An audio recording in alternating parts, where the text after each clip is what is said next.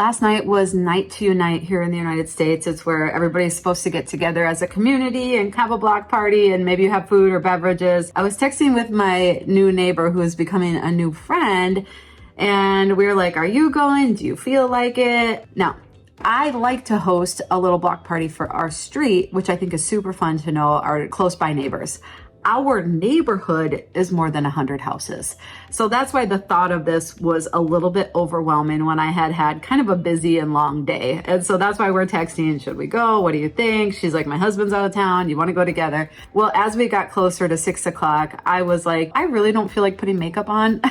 And I don't know if I can make conversation with people that I haven't met before. Why don't you grab your little one and let's just sit outside and drink a soda and just catch up. We have been trying to connect all summer. We both have little kids. We have just had a very long, busy, full summer, which I think a lot of people have. You know how at the beginning of the summer, you're like, oh, we got to squeeze in swimming lessons and oh, let's get them to camp and do all these fun things. And it all sounds so fun and exciting. And then you get to the end of the summer and you're like, what did we just do? And so by this point of summer, we've been trying to connect all summer. And finally, I was like, we are making this happen. And we had the nicest time. We were interrupted constantly by the kids. We had to move inside. We had to clean up a spilled soda. And we were texting each other afterwards. Okay, now we're going to find a time to meet when the kids have gone down. But I was so grateful that there was a date on the calendar and we finally just made it happen. Because what is happening in our lives right now, what I just described to you, that busyness, the constant demands, everything that we're doing on our phones all day is driving us to loneliness.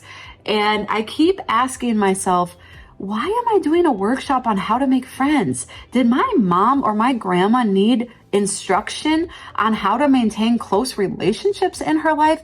How did we get here? But the fact is that we have 50% fewer close friends than we did 30 years ago. Half as many.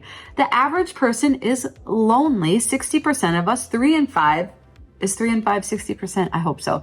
And we have on average only 1.8 close friends right now.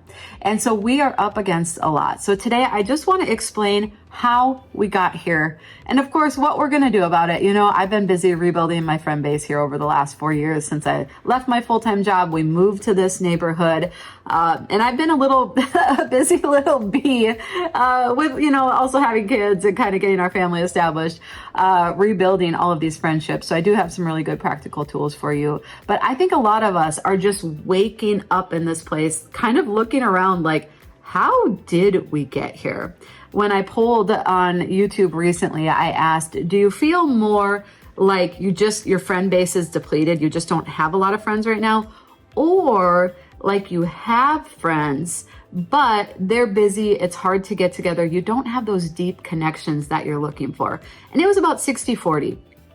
And so these are kind of the two dynamics that we're up against.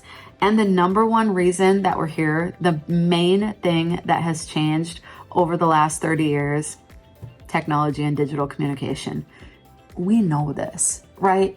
We know, but at the same time, I think we get a little confused thinking that I am texting, I am on my phone all day. What do you mean that I'm disconnected? So my husband and I, when we met, he was actually training for a triathlon. We both were incredibly fit. You know how you think you're never going to get out of shape? You're always going to be thin and healthy and strong. We're on our way back there. Okay, we are on our way back there after 4 kids. But he was training for a triathlon and he was an incredibly strong indoor swimmer, but he hadn't actually swam in the open water before. And so he was starting to do his first swims in just some of our lakes around here in Minnesota.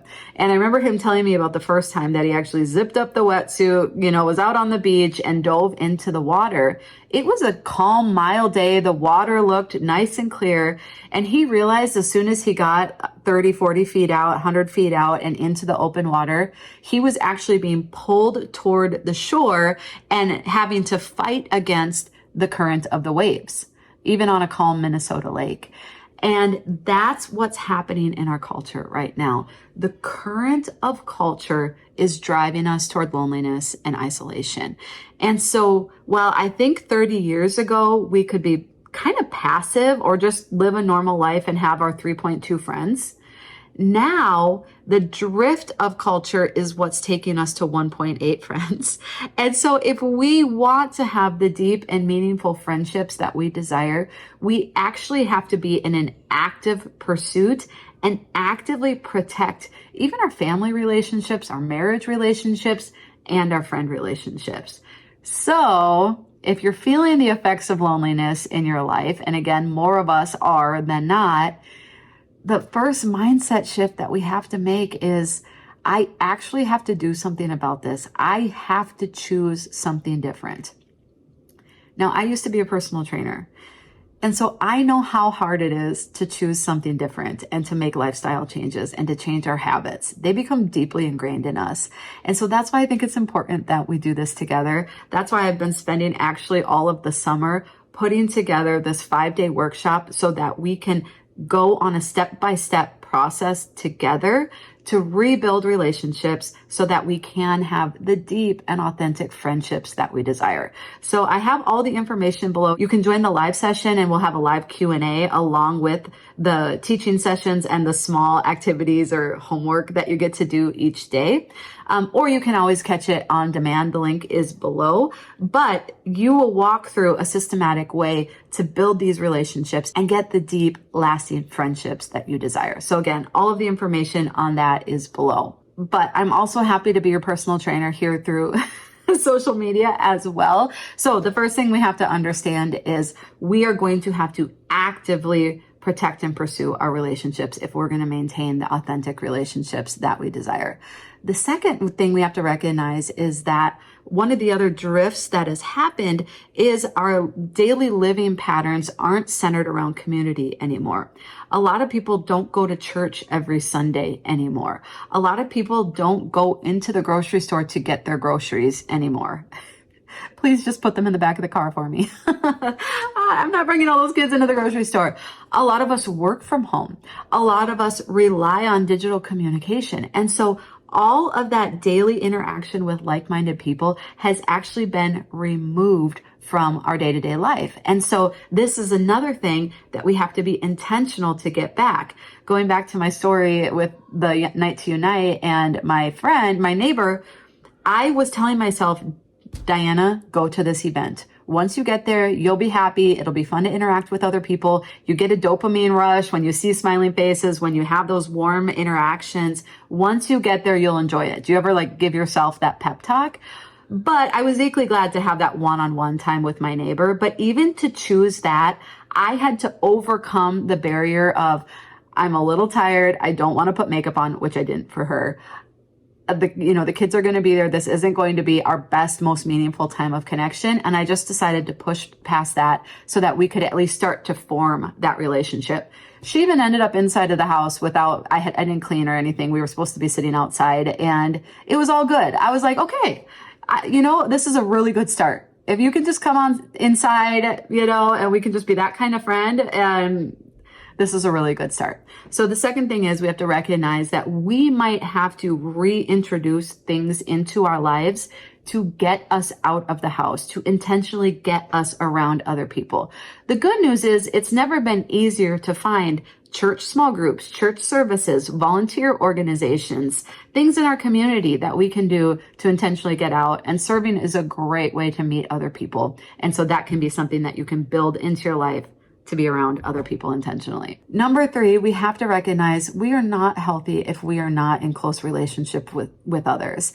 And this can be kind of one of those chicken and egg things, because when we are facing chronic illness, if we are home taking care of a sick loved one, if there's something that is depleting our energy in the first place, it can be impossible to put ourselves out there. However, if we don't have relationships in our lives, our health takes a toll. It's actually worse than smoking, which is really hard to believe, but it's because we have this inbuilt mechanism that we don't actually feel safe when we're alone. And then what happens? A lot of times when we're alone, if we're scrolling on social media or we're watching television, we're taking in news information that's actually really scary and disarming. And then we're doing that alone. These things take a serious toll on our physical health and our emotional health. And so this is another reason that we really need to fight for connection. The thing I love is that now we have tools online. You can join online Bible study communities. You can join online membership communities. Maybe you have an interest in gardening, in natural health. There's a community for almost anything. And this has probably been the biggest surprise of my last several years of refriend making, rebuilding friendships. I cannot believe how rich video communication, Zoom communication is, and how authentic those relationships are. When I was in this process of rebuilding community, I had bumped into an old church friend at a wedding, and I was like, hey, I mean, she lives out of state now, but I was like, do you want to have a call on Mondays just for a half hour to pray? Like, I could just really use someone just to like share that level of connection with right now. And she said yes. And so we just started doing that every Monday on FaceTime. And there's something about being able to see the person that really helps. A phone call can still have a very good effect, but it does require us sometimes putting ourselves out there and being intentional. Sometimes appointment setting is a really good way to keep it consistent, because we've all probably had really good intentions but not kept it consistent. But if we can keep this in mind, that we're not healthy if we don't have close friendships, it can help us to overcome some of the health challenges, some of the negative inertia that we have when it comes to putting ourselves out there again. It's not easy to friend date. I know that. And a lot of us have past hurts. You know, sometimes we feel like I can't put myself out there again.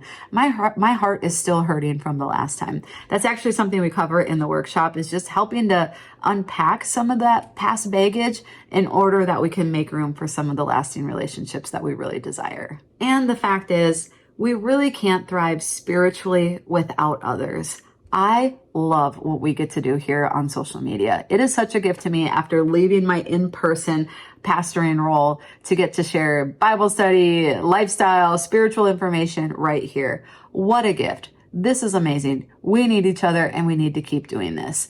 And we cannot grow spiritually and be all that the Lord has created us to be without one another. This is Proverbs 18:24. There's actually a lot of Proverbs on friendships, which also tells us that it's important for us spiritually.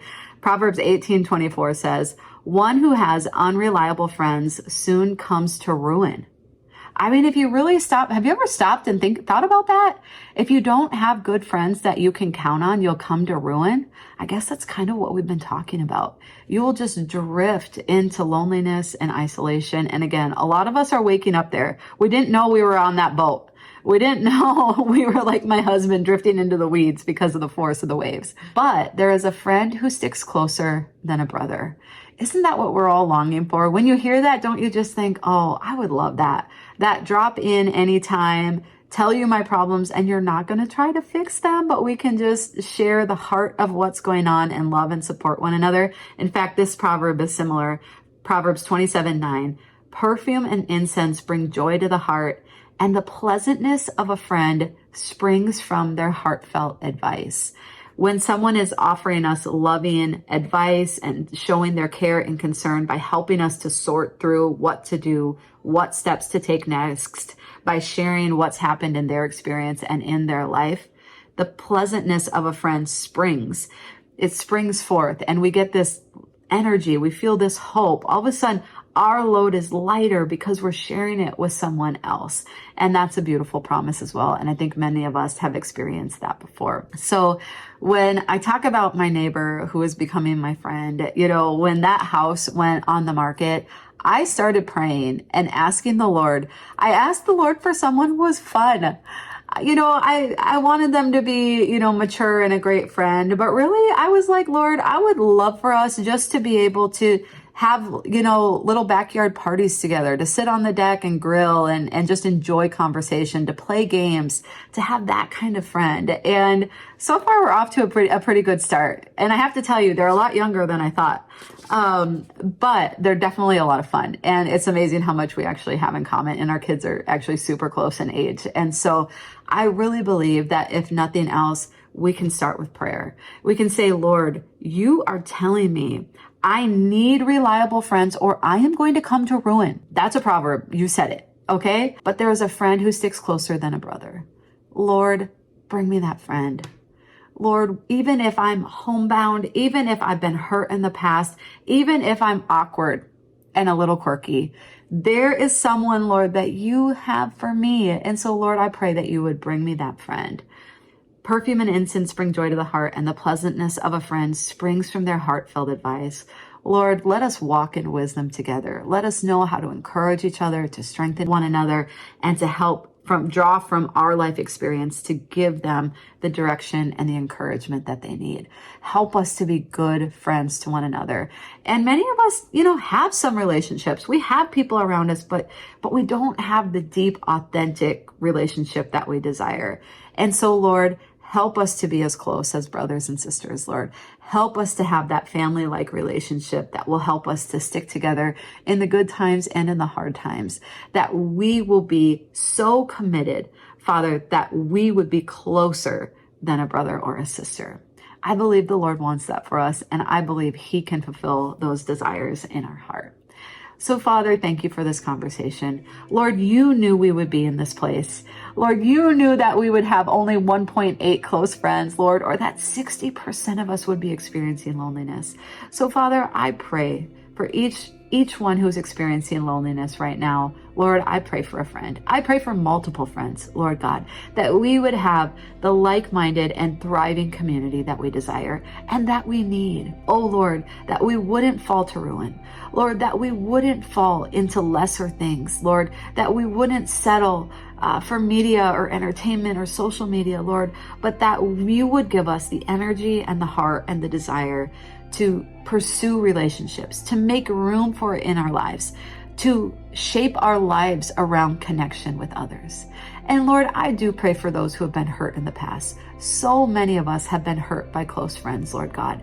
And Lord, so I pray that we would bring that pain to you, that we would entrust it to you, Lord, and that you would bring the healing that only you could bring, that we would have the courage and the faith to reach out again and to look for and pursue the meaningful and deep connections that we all desire, that we all long for.